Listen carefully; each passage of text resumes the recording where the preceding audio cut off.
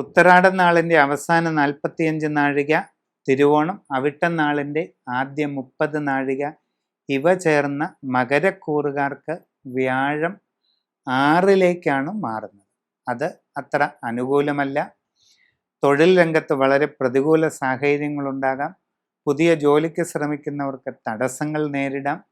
വിവിധ മേഖലകളിൽ സ്വന്തമായി തൊഴിലുകൾ ചെയ്യുന്നവർക്ക് സാമ്പത്തിക നഷ്ടങ്ങൾ, കാര്യപരാജയങ്ങൾ, പല വിധത്തിലുള്ള പ്രതികൂല സാഹചര്യങ്ങൾ ഇവയെല്ലാം വന്നേക്കാം.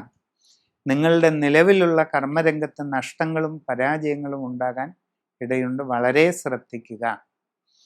വിദ്യാർത്ഥികൾ പഠനകാര്യങ്ങളിൽ കൂടുതൽ ശ്രദ്ധയും ജാഗ്രതയും വെച്ച് പുലർത്തിയില്ലെങ്കിൽ പല ബുദ്ധിമുട്ടുകൾക്കും ഉണ്ടാകാനിടയുണ്ട്.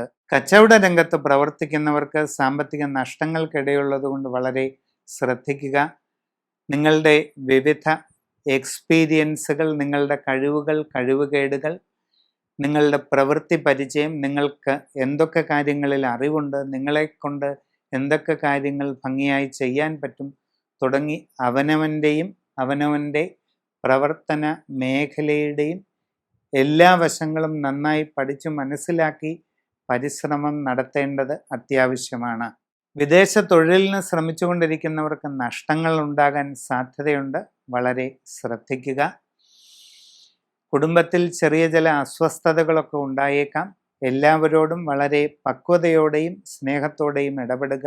സംഭാഷണത്തിൽ കരുതലും മിതത്വവും ശീലിക്കുക. ആവശ്യമില്ലാത്ത യാതൊരു കാര്യങ്ങളിലും ഇടപെടാതെ ഇരിക്കുക. എല്ലാ കാര്യങ്ങളും സമഗ്രമായി സമൂലമായി രാശിചിന്ത ചെയ്ത് ഉചിത പ്രതിവിധി കണ്ട് മുമ്പോട്ട് പോകുന്നതായാൽ വളരെ പ്രയോജനം ചെയ്യുന്നതാണ്.